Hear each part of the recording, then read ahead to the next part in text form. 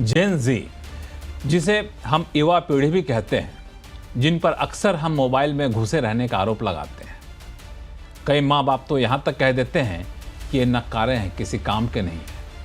आज उसी जेन जी ने अपनी ताकत दिखा दी।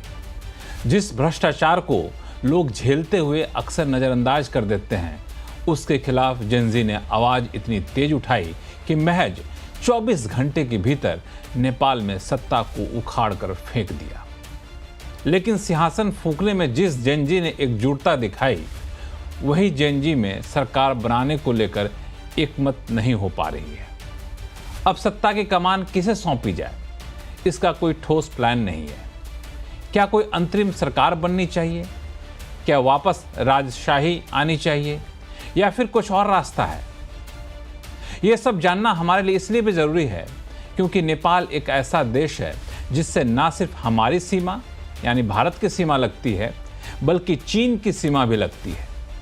नेपाल में अस्थिरता से हम भी अछूते नहीं रह सकते हैं। ऐसे में भारत की भूमिका क्या होनी चाहिए? आज आवाज अड्डा में करेंगे इन्हीं पहलुओं पर चर्चा। नमस्कार, मैं हूं लक्ष्मण राय और चर्चा में शामिल होने वाले अपने मेहमानों से आपका परिचय कराऊं उससे पहले एक नज़र डाल लेते हैं कि आखिर अब तक नेपाल में क्या हुआ है।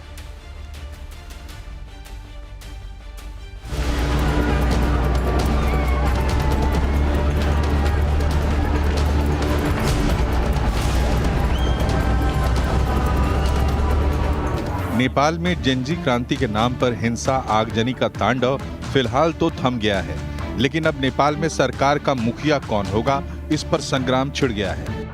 ओली सरकार को उखाड़ फेंकने वालों के बीच आंदोलन के लिए क्रेडिट लेने की मारामारी चल रही है।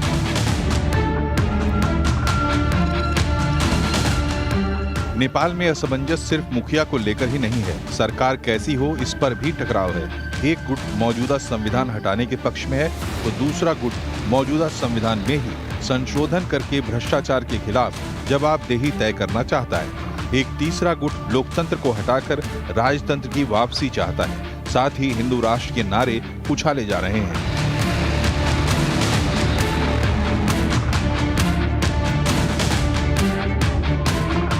इस आपसी जंग की वजह से ही अब तक अंतरिम सरकार के मुखिया के तौर पर 3 चेहरे सामने आ चुके हैं। इनमें से 2 नाम रिजेक्ट हो चुके हैं। प्रदर्शनकारियों के एक गुट की मांग थी कि अंतरिम सरकार का मुखिया बालेंद्र शाह को बनाया जाए, लेकिन बालेंद्र शाह ने इनकार कर दिया है। इसके बाद दूसरे गुट ने नेपाली सुप्रीम कोर्ट की पूर्व न्यायाधीश सुशीला कार्की को अंतरिम सरकार का मुखिया बनाने की बात की, लेकिन प्रदर्शनकारियों में जबरदस्त आपसी टकराव की वजह से उनका नाम भी रिजेक्ट हो गया। अब प्रदर्शनकारियों ने एनआईटी जमशेदपुर से पढ़े इंजीनियर कुलमन घीसिंग का नाम आगे बढ़ाया है, लेकिन उनके नाम पर सहमति बनेगी या नहीं, ये कहना मुश्किल है। It's unclear at least as to what is going to be, how the legal and political vacuum is going to be filled up in what form. इन सब के बीच नेपाल के राष्ट्रपति ने संदेश जारी किया है और कहा है कि अंतरिम सरकार के लिए कोशिशें जारी हैं। सेना भी एक्टिव रोल में है। So, we have to safeguard our own security. We don't want any spillover effects of the disturbances in Nepal. And meanwhile, we need to observe things carefully. We need to monitor the situation. We need to see who are the new leaders who emerge, what kind of policies they adopt, what kind of relations do they want with India. Bharat भी चाहता है कि जल्द से जल्द नेपाल में सरकार की बहाली हो, और ये इसलिए भी बहुत जरूरी है क्योंकि नेपाल के साथ भारत का रिश्ता बहुत पुराना और घनिष्ठ है। एक अशांत पड़ोस भारत के लिए परेशानी का भी बड़ा सबब बन सकता है। नेपाल के इस उथल पुथल का कुछ विश्लेषक अमेरिका और चीन से भी कनेक्शन जोड़ रहे हैं। ऐसे में नेपाल में स्थिरता लाना बड़ी चुनौती है, क्योंकि अस्थिर नेपाल भारत के लिए बड़ा सिरदर्द साबित हो सकता है। यही वजह है कि हम लोग आज नेपाल पे चर्चा कर रहे हैं और जिन सारे सवालों को अब तक हमने उठाया उसके जवाब ढूंढने की हम कोशिश करेंगे। और हमने विशेष मेहमानों को आमंत्रित किया इस पैनल में। जेएनयू में सेंटर फॉर इंटरनेशनल पॉलिटिक्स के चेयरपर्सन प्रोफेसर स्वर्ण सिंह साहब हैं, defence expert retired lieutenant general Sanjay Kulkarni ji हैं, दो वरिष्ठ पत्रकार हैं, शिवकांत शर्मा जी, अवधेश कुमार जी। बता दूं कि अवधेश कुमार जी का बहुत कम लोग जानते होंगे कि नेपाल से बहुत ही पुराना रिश्ता भी रहा है। वहाँ पे कई सारे सामाजिक गतिविधियों में वो शामिल भी रहे हुए हैं। और इसके साथ ही Nepal supreme court bar association के सेक्रेटरी रमाकांत कर्ण साहब कुछ देर में हमारे साथ जुड़ेंगे। लेकिन मैं सबसे पहले अवधेश कुमार जी, मैं आपके पास ही आऊँगा, चूँकि नेपाल को एक समय था जब आपने काफ़ी करीब से देखा था, तो अभी जो कुछ हो रहा है उसमें आप क्या सबसे बड़ा टेक अवे देख रहे हैं, या फिर सबसे बड़ी चिंता क्या दिख रही है आपको? अवधेश कुमार जी। नहीं, इसमें देखिए अभी जो कुछ हुआ है इसमें सारे पहलू चिंताजनक ही हैं।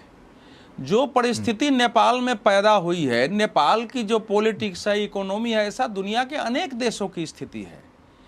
परिवारवाद आना राजनीति में हमारे देश में भी है। उनके यहाँ मान लीजिए इकोनॉमिक स्लो डाउन है तो अनेक देशों में है। राजा जो भ्रष्टाचार है वो भी है।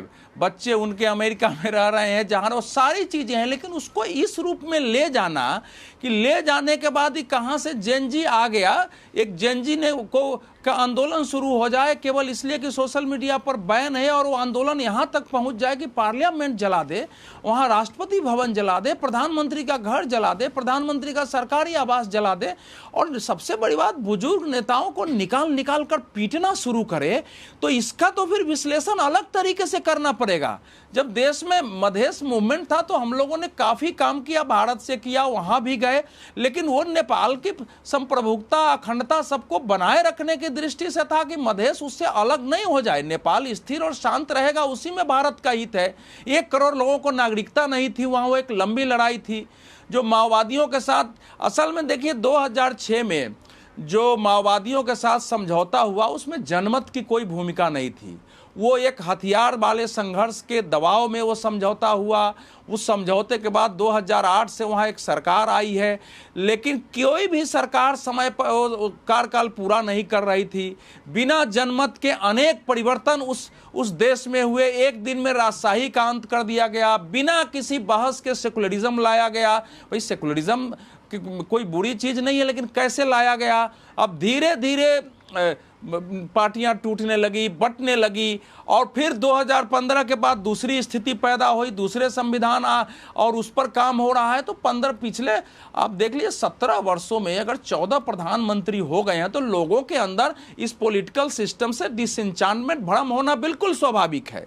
और ये भी सही है कि जिन नेताओं के साथ हम ही लोगों ने काम किया, मुझे मालूम था वो दिल्ली आते थे, उनके ठहराने की व्यवस्था भी करनी पड़ती थी। अगर उनके बच्चे अमेरिका इंग्लैंड में है तो ये तो विषय है ना कि नेपाल में कैसे हो गया। लेकिन ये ऐसा विषय नहीं है कि पीट के मारे और हम जलाने लगे। तो इस समय का जो सिचुएशन है, यही सवाल मुझे में लगता है यही नेपाल सवाल में और यही सवाल मैं अवधेश जी आपसे समझना चाह रहा था, क्योंकि आपने कई दुनिया में दरअसल आपने कई सारे आंदोलन देखे, आपने कई सारे परिवर्तन, राजनीतिक परिवर्तन को आपने खुद बयां किया, आपने आंखों से देखा, लेकिन उसमें इस तरह के हिंसा नहीं हुई।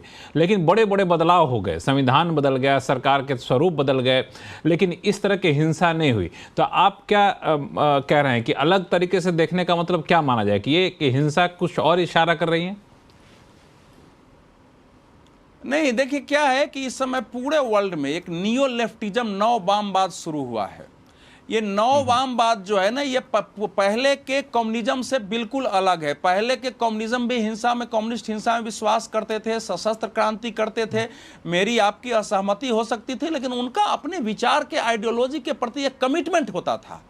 ये जो नव वामवाद है जो सोशल मीडिया के माध्यम से पूरी दुनिया में है, ये नई पीढ़ी को अपने देश के बारे में इसी ढंग से दुनिया भर में पैदा करता है। कुछ लोग जैसे अब बालेन शाह हैं, ये बालेन शाह जी मान लीजिए गाते थे, नाचते थे, सब करते थे। अब धीरे धीरे वो इतने बड़े हीरो हो गए। उसके जो दूसरे सज्जन हैं, जो उनका जो नाम आ रहा है वो भी वैसे गुरुंग साहब, सुदान गुरुंग है, वो नेपाल के लोगों के हीरो हो गए हैं। अब इन लोगों का कोई पॉलिटिकल आइडियोलॉजी या पॉलिटिक्स के कोई समझ, नेपाल की राष्ट्रवाद की उस रूप में समझ दक्षिण एशिया, हिमालय क्षेत्र की है नहीं, लेकिन हीरो बन जा रहे हैं। और उन हीरो को इतने एनजीओ वगैरह आजकल काम कर रहे हैं। नेपाल में ही इतने एनजीओ हैं अमेरिका पश्चिम के, अपने अपने तरीके से वो लोगों को के दिमाग को चेंज कर रहे हैं, नई पीढ़ी को।